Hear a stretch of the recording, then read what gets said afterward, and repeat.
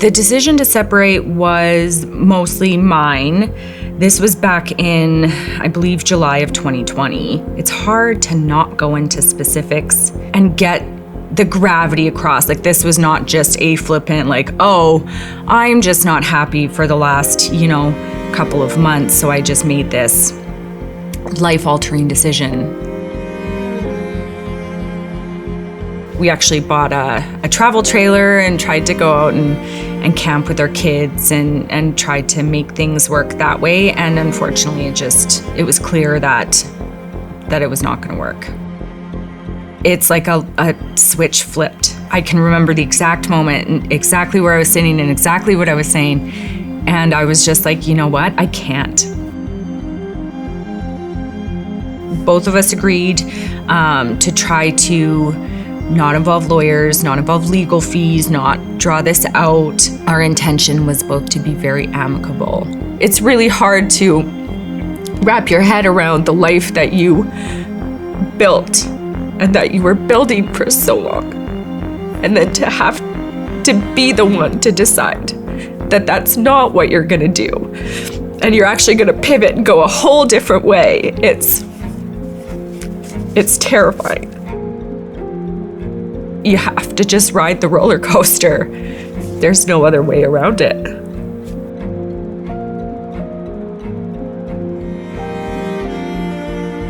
The cost of the lawyer was a big consideration on why I pivoted and went to mediation. However, I wish I had brought that mediation to a lawyer for review before submitting them to the courts. But yes, I do wish I would have shelled out a little extra and gotten that legal advice. When he passed, he didn't have a will. And that automatically meant that the kids were the beneficiaries of that estate. It just was who was going to administer that. During mediation, we came to an agreement fairly quickly that I was to stay in the home. It was important to both of us that our kids stay in their beds, in their schools, in their sports teams, and they kept their life as similar as possible. Everything would stay as is, as who was on title, as all of that stayed the same, and that we wrote it in that I was to pay all of the expenses and the mortgage. And I had up until the mortgage renewal to either get a mortgage in my name as I was fresh in the workforce, as a single parent, as a woman. By the time the mortgage renewal came, we would sell the home. And that was the agreement that was written up in our mediation. The struggles came in regard to the mortgage. It was recommended to me that in order to protect the one main asset was that I had a certificate on that asset to make sure that if any company, any creditor, any lender came looking at that asset, that it was tied up in legal proceedings and that they couldn't move forward, they couldn't touch it, that it was protected. So filed, got that certificate, everything felt like it was that I was protected so that we could move forward. Once he passed and I realized that I was not next of kin and that he didn't have a will and that my children, who are under the age of 18, were the sole beneficiaries, it then became a question of what happens to that asset. And then not having my name on that asset meant I had no control. And then no control meant I needed to get a lawyer. I needed to pay those legal fees that I probably should have just from the start, or at least do the mediation, have a lawyer look at everything just to make sure, like, oh, hey, maybe you didn't consider this. He died so quickly after the divorce was final that I don't even think if we went that way, it would have had time. Just this whole situation has just kind of been a whirlwind of just putting out fires. My counselor is somebody who's been a big support for me. When I was mulling the separation, mulling the divorce, she was somebody that I confided in fully. She's somebody who's been an amazing sounding board for me to be able to work through how I feel so that I can accept it and I can get through it.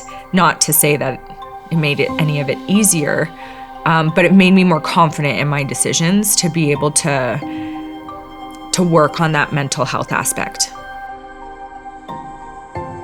My lawyer took the guesswork out of it. The process is, unless you go through it, you have no idea what to expect, what to prepare for, what to consider. And being able to sit there in his office and go through everything, it takes the guesswork out of it. My financial advisor was probably the biggest support through this.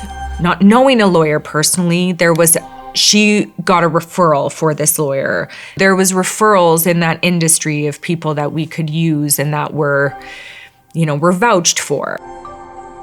Understanding the ramifications of getting a mortgage, how the process of the Office of the Public Trustee, the process of, I didn't even realize that my kids would be the sole beneficiary if somebody died without a will.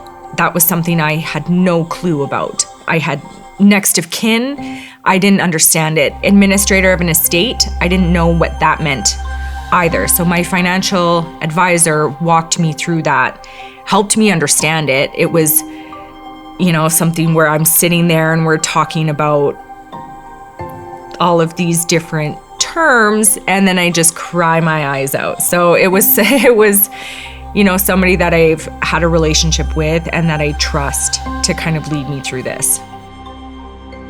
The part that I'm most proud of is that I was able to keep my kids in their home and in their schools and with their friends. And although a big part of their life had changed, there was a big part of it that stayed consistent and normal and safe for them. Well, I'm still trying to sort this out. I'm still kind of waiting on the legal system to do its magic. And I've been on a really good path since my divorce. I started on a really good path kind of since everything was final, and I'm just gonna carry on. My kids are happy. They're doing okay. And that's all that matters.